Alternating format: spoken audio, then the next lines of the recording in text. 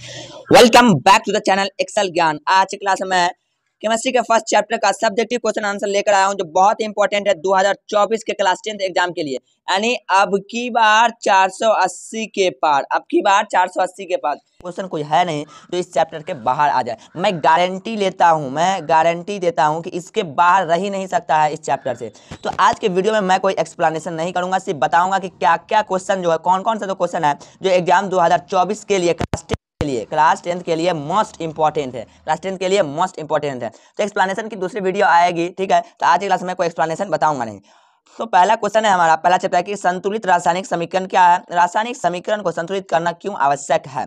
तो ये क्वेश्चन कभी 2 नंबर में पूछ देता है और कभी 5 नंबर में पूछ देता है। और यहाँ देखिए बिल्कुल जिस तरह रिप्रेजेंटेशन यहाँ पर दिखाया गया है, आपको भी एग्जाम में इसी तरह रिप्रेजेंटेशन दिखाना है। संतुलित रासायनिक समीकरण वैसा रासायनिक समीकरण जिसके तीर चिन्ह के दोनों तरफ विभिन्न तत्वों के परमाणु की संख्या समान हो, संतुलित रासायनिक समीकरण कहलाती है। जैसे H2 hydrogen plus chlorine, Cl2 gives 2HCl hydrogen chloride. और ये यहाँ पर जब 2 देख रहे हैं, ये आपका स्टोइकियोमेट्रिक कोफिशिएंट है। तो बच्चे लोग क्या करते हैं ना कि समीकरण लिख देते हैं और इसको लिखना छोड़ देते हैं। नहीं, ये भी बहुत इंपॉर्टेंट है, आपको इक्वेशन लिखना बहुत जरूरी है। सामान्यतः रासायनिक समीकरण से अभिक्रिया के अभिकारक एवं उत्पादों की जानकारी मिलती है, लेकिन अभिक्रिया में उत्पाद की एक निश्चित मात्रा के निर्माण के लिए आवश्यक अभिकारकों के द्रव्यमान का सही आकलन संतुलित रासायनिक समीकरण से सहायता से संभव है। अतः समीकरण को संतुलित करना आवश्यक है। अगर ये वाला क्वेश्चन पूछे तो आपको इतना आंसर लिखना है, तो 2 नंबर में हो या 5 नंबर में हो, ठीक है। तो आपको पूरा कंप्लीट माने 5 का 5 नंबर मिलेंगे। नेक्स्ट क्वेश्चन है वियोजन अपघटन अभिक्रिया को संयोजन संयुक्त अर्थात संश्लेषित अभिक्रिया के विपरीत क्यों कहा जाता है। तो पहला संयोजन संयुक्त या संश्लेषण अभिक्रिया, इन तीनों को ही कहा जाता है, ठीक है। अगर तीनों में कोई सा पूछे तो आपको ये वाला डेफिनेशन लिखना है।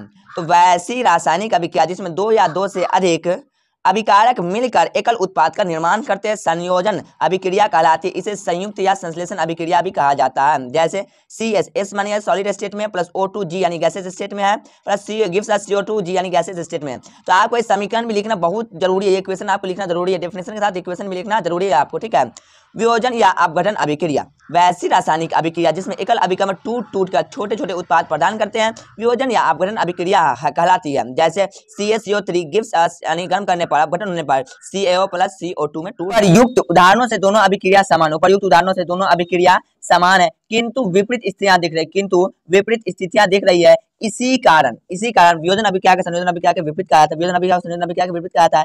ये लाइन मैंने नहीं लिखा है, आप इसके नीचे यहाँ पर लिख देंगे ये वाला पॉइंट। अगर इस तरह क्वेश्चन पूछेगा तो ये वाला मैं जो लाइन बोला वो नीचे लिख देना है। सिर्फ पूछे कि संयोजन अभिक्रिया या संश्लेषण अभिक्रिया क्या है तो बस इतना आपको लिख देना है और एक समीकरण आपको लिख देना है, आपको 2 नंबर मिल जाएंगे, ठीक है। या आप सिंपल सीधे पूछे वियोजन या अपघटन अभिक्रिया तो इतना बता देना है, ठीक है, 2 नंबर आपको मिल जाएंगे। नेक्स्ट क्वेश्चन है विस्थापन एवं द्विविस्थापन अभिक्रिया में क्या अंतर है, इन अभिक्रियाओं के लिए समीकरण लिखे। तो आपका विस्थापन अभिक्रिया या एकल विस्थापन अभिक्रिया, विस्थापन अभिक्रिया पूछे या एकल विस्थापन अभिक्रिया पूछे तो आपको बताना है वैसी रासायनिक अभिक्रिया जिसमें एक तत्व दूसरे तत्व के यौगिक को विस्थापित कर स्वयं उसका स्थान ग्रहण कर लेता है, विस्थापन अभिक्रिया कहलाती है। अब कुछ बच्चे जो होते हैं वो सिर्फ इतना सा डिफरेंस लिख देते हैं लेकिन 2 नंबर मिल जाएगा। नहीं रे बाबा, ये जो आपका इक्वेशन है समीकरण ये लिखना बहुत इंपॉर्टेंट है, इसको आप कभी नहीं छोड़ेंगे। क्वेश्चन में बोले समीकरण लिखने के लिए नहीं लिखने के लिए, फिर भी आपको ये समीकरण लिखना है, ठीक है। इसका example Fe plus CuSO4 gives us FeSO4 plus Cu, ठीक है। अब द्विविस्थापन या उभय विस्थापन अभिक्रिया वैसी रासायनिक अभिक्रिया जिसमें नए यौगिक के निर्माण के लिए विभिन्न तत्व आपस में अपने आयन मूलकों की अदला बदली करते द्विविस्थापन अभिक्रिया कहलाती है। इसे उभय विस्थापन अभिक्रिया भी कहा जाता है। जैसे इसका समीकरण है Na2SO4 plus BaCl2 gives us BaSO4 plus 2NaCl। ये 2 जो यहाँ पर है ना, ये आपका स्टोइकियोमेट्रिक कोफिशिएंट है। मैं एक्सप्लेनेशन में सब कुछ बताऊंगा, ठीक है। नेक्स्ट क्वेश्चन है अवक्षेपण अभिक्रिया से आप क्या समझते हैं, उदाहरण देकर समझाइए। कई दफा ये क्वेश्चन एग्जाम में आ चुके हैं। अवक्षेपण अभिक्रिया वैसी रासायनिक अभिक्रिया जिसमें अवक्षेप का निर्माण होता है, अवक्षेपण अभिक्रिया कहलाती है। जैसे NaCl plus AgNO3 gives AgCl का सफेद प्रेसिपिटेट यानी अवक्षेप प्लस NaNO3। आज जब मैं एक्सप्लेनेशन पढ़ाऊंगा ना तो इसका मैं रेट लॉ भी सिखाऊंगा, यानी जो क्लास 12th के केमिकल काइनेटिक्स में सिखाया था रेट लॉ एक्सपेंशन, वो मैं थोड़ा सा आपको रेट लॉ भी बता दूंगा कि इसका रेट लॉ कैसे लिखते हैं, ठीक है। तो आपके आगे क्लास में दिक्कत नहीं हो, थोड़ा समझ में भी आएगा आपको। नेक्स्ट क्वेश्चन है उदासीनीकरण अभिक्रिया क्या, 2 उदाहरण दें। तो आपको इसी तरह बिल्कुल लिखना उदासीनीकरण अभिक्रिया वैसी रासायनिक अभिक्रिया जिसमें अम्ल तथा भस्म अभिक्रिया का लवण तथा जल बनाते हैं, उदासीनीकरण अभिक्रिया कहलाती है। जैसे HCl अम्ल आपका plus NaOH gives us NaCl plus H2O, H2SO4 plus 2KOH gives us K2SO4 plus 2H2O। और आपका देखिए आपको अच्छा याद होना भी चाहिए और आपका जो रिप्रेजेंटेशन जो होना चाहिए ना एग्जाम में बिल्कुल इसी तरह, नोट्स देख रहे हैं ना, बिल्कुल सेम टू इसी नोट्स को कॉपी करके आपको एग्जाम में आना है, एकदम बिल्कुल इसी तरह। ऐसा नहीं है कि एकदम जैसे लिख के आ गए हैं, आपको नोट्स भी मैंने कॉपी भी इसी तरह बिल्कुल लिखना जैसे आपको दिया जा रहा लिख करके, ठीक है। नेक्स्ट क्वेश्चन है ऊष्माक्षेपीय एवं ऊष्माशोषी अभिक्रिया का क्या अर्थ है, उदाहरण दीजिए। ऊष्माक्षेपी अभिक्रिया वैसी रासायनिक अभिक्रिया जिसमें एकल उत्पाद के निर्माण के साथ साथ ऊष्मा भी उत्पन्न होती है, ऊष्माक्षेपी रासायनिक अभिक्रिया कहलाती है। जैसे आप यहाँ पे लिख भी सकते हैं, इस अभिक्रिया के दाईं तरफ प्लस ऊर्जा लिखा जाता है। जैसे CH4 + 2O2 gives us CO2 + 2H2 plus ऊर्जा या ऊष्मा, ठीक है। ऊष्माशोषी रासायनिक अभिक्रिया वैसी रासायनिक अभिक्रिया जिसमें ऊष्मा अवशोषित की जाती है, ऊष्माशोषी रासायनिक अभिक्रिया कहलाती है। जैसे NO2 + O2 gives us 2NO - ऊष्मा। अब यहाँ लिख सकते हैं, इस समीकरण के दाईं तरफ माइनस ऊष्मा लिखा जाता है। और नेक्स्ट क्वेश्चन है, श्वसन को ऊष्माक्षेपी अभिक्रिया क्यों कहा जाता है, वर्णन कीजिए। ये भी क्वेश्चन काफी बार पूछा जा चुका है। तो जीवित रहने के लिए हमें ऊर्जा की आवश्यकता होती है। यह ऊर्जा हमें भोजन से प्राप्त होती है। पाचन क्रिया के दौरान भोजन टूटने लगते हैं, जैसे चावल, आलू, ब्रेड, इनमें कार्बोहाइड्रेट होता है। कार्बोहाइड्रेट टूटकर ग्लूकोज C6H12O6 प्रदान करते हैं। ग्लूकोज हमारे शरीर की कोशिकाओं में उपस्थित ऑक्सीजन से मिलकर हमें ऊर्जा प्रदान करता है, अतः श्वसन को ऊष्माक्षेपी अभिक्रिया कहा जाता है। आपको इतना लिखने के बाद भी ये समीकरण लिखना बहुत जरूरी है, आपको लिखना ही लिखना है। आपको ये वाला समीकरण लिखना ही है। C6H12O6 + 6O2 gives us 6CO2 + 6H2O plus ऊर्जा या प्लस ऊष्मा, ठीक है। नेक्स्ट क्वेश्चन है, विकृत गंधिता का क्या अर्थ है, उदाहरण समझाइए। विकृत गंधिता, जब तेल एवं मसालयुक्त पदार्थों को लंबे समय तक रख दिया जाता है तो वह ऑक्सीजन के संपर्क में आते ही उपचयित होकर विकृत गंधी हो जाते हैं। इस परिस्थिति को विकृत गंधिता कहते हैं। ऐसे में इनके रंग स्वाद में भी परिवर्तन आ जाता है, जैसे बासी समोसा की गंध, बासी पिज्जा की गंध, ठीक है। नेक्स्ट क्वेश्चन है, तेल एवं मसालयुक्त पदार्थों को नाइट्रोजन से प्रभावित क्यों किया जाता है, या इस तरह भी आपसे पूछ सकता है, चिप्स की थैली में नाइट्रोजन गैस क्यों भरी जाती है। तो इसका आपको उत्तर लिखना है। हम जानते हैं कि विकृत गंधिता का अंत है, खाद्य पदार्थ कुछ समय पश्चात विकृत गंधी हो जाते हैं। खाद्य पदार्थों के विकृत गंधी होने की क्रिया ऑक्सीजन की उपस्थिति के कारण होती है। ऑक्सीजन की अपेक्षा नाइट्रोजन काफी कम सक्रिय गैस आता है। तेल एवं मसालयुक्त पदार्थों को नाइट्रोजन से प्रभावित किया जाता है, फलतः खाद्य पदार्थों का स्वाद ताजा और दुर्गंध रहित बना रहता है। ये भी क्वेश्चन काफी बार आ चुका है, तो आपको बिल्कुल लर्न कर लेना है, याद कर लेना है, बिल्कुल इसी तरह लिखना है। नेक्स्ट क्वेश्चन है, संक्षारण का क्या अर्थ है, उदाहरण समझाइए। उदाहरण के द्वारा समझाए। संक्षारण, जब कोई धातु अपने आसपास अम्ल, आर्द्रता, नमी आदि के संपर्क में आता है तो वह संक्षारित हो जाता है। इस प्रक्रिया को संक्षारण का चांदी के ऊपर काली परत एवं तांबे के ऊपर परत चढ़ाना संक्षारण का उदाहरण है। जैसे 4Fe + 3O2 + 3H2 gives us Fe2O3 + 2Fe2OH का होल 3। लोहे पर जलयुक्त फेरिक ऑक्साइड Fe2O3 × H2O बनने के कारण होता है। नेक्स्ट क्वेश्चन है, लोहे को जंग से किस प्रकार बचाया जाता है। काफी इंपॉर्टेंट क्वेश्चन है। लोहे को जंग से बचाने के निम्नलिखित उपाय या निम्न प्रकार से बचाया जा सकता है। पहला है, लोहे की सतह पर रंग या वर्निश चढ़ाकर, लोहे को तेल अथवा ग्रीस लगाकर अथवा दस्तीकरण करके, विद्युत लेपन करके। नेक्स्ट क्वेश्चन है, उत्प्रेरक क्या है। तो उत्प्रेरक वे पदार्थ हैं जिनकी उपस्थिति मात्र से ही किसी रासायनिक अभिक्रिया की दर बढ़ या घट जाती है। उत्प्रेरक अंत तक अपरिवर्तित रहते हैं। तो इतना आपको लिखना है उत्प्रेरक पूछे तो।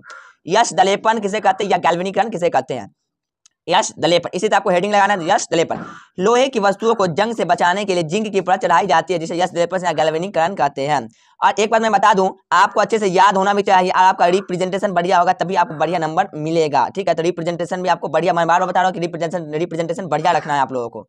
नेक्स्ट क्वेश्चन है, लोहे की वस्तु को हम पेंट क्यों करते हैं। तो लोहे की वस्तु को हम उसके आसपास अम्ल, आर्द्रता, नमी इत्यादि के संपर्क से बचाने अर्थात संक्षारण से बचाने तथा सुंदर दिखने के लिए पेंट करते हैं। नेक्स्ट क्वेश्चन है, जब लोहे की कील को कॉपर सल्फेट के विलयन में डुबोया जाता है तो विलयन का रंग क्यों बदल जाता है। तो उत्तर है इसका आंसर होगा, लोहा कॉपर की अपेक्षा अधिक क्रियाशील होता है। इस कारण कॉपर सल्फेट के विलयन में लोहा डालने पर लोहा कॉपर सल्फेट को विस्थापित कर देता है। विलयन का नीला रंग समाप्त हो जाता है और फेरस सल्फेट बनने के कारण विलयन का रंग हल्का हरा हो जाता है। इसके अतिरिक्त लोहे की सतह पर हल्के भूरे रंग का कॉपर की परत जमा हो जाती है। तो आपको इतना आंसर लिखना है। नेक्स्ट क्वेश्चन है, भोजन को दुर्गंधित होने से रोकने के लिए क्या क्या उपाय किया जा सकता है। इसका उत्तर है, भोजन को दुर्गंधित होने से रोकने के लिए निम्नलिखित उपाय किए जा सकते हैं। प्रति ऑक्सीकारक का उपयोग करके, वायु रोधी बर्तन में खाद्य सामग्री रखकर, नाइट्रोजन गैस का उपयोग द्वारा, शीतलन द्वारा, ठीक है। अब आपका कुछ इक्वेशन है, निम्नलिखित अभिक्रियाओं के लिए संतुलित समीकरण लिखे। निम्नलिखित अभिक्रियाओं के लिए संतुलित समीकरण लिखे। बेसिकली आपका एक्सप्लेनेशन के लिए फिर भी मैं बता देता हूँ, जिंक प्लस सिल्वर नाइट्रेट, ये तो हम लोग देख लेंगे, फिर भी तुम लोग देख लो एक दफ़ा। ये एक्सप्लेनेशन में बताऊंगा कैसे समीकरण लिखा जाता है, कैसे इसको क्या कहते हैं बैलेंस किया जाता है, और इसको लिखे कैसे। Zinc silver nitrate gives us zinc nitrate plus silver, इसका फार्मूला भी आपको आना चाहिए। तो Zn + 2AgNO3 ZnNO3 का होल 2 + 2Ag। दूसरा सोडियम प्लस जल gives us sodium hydroxide plus hydrogen 2Na + 2H2O gives us 2NS + H2।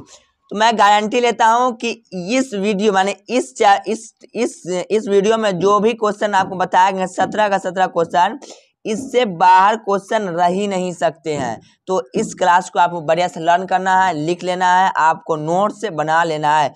तो हम मिलते हैं सेकंड चैप्टर के साथ, और उसका क्या मोस्ट इंपॉर्टेंट क्वेश्चन है जो एग्जाम के पॉइंट ऑफ व्यू से बहुत इंपॉर्टेंट है 2024 के इम्तिहान के लिए, क्लास 10th के लिए।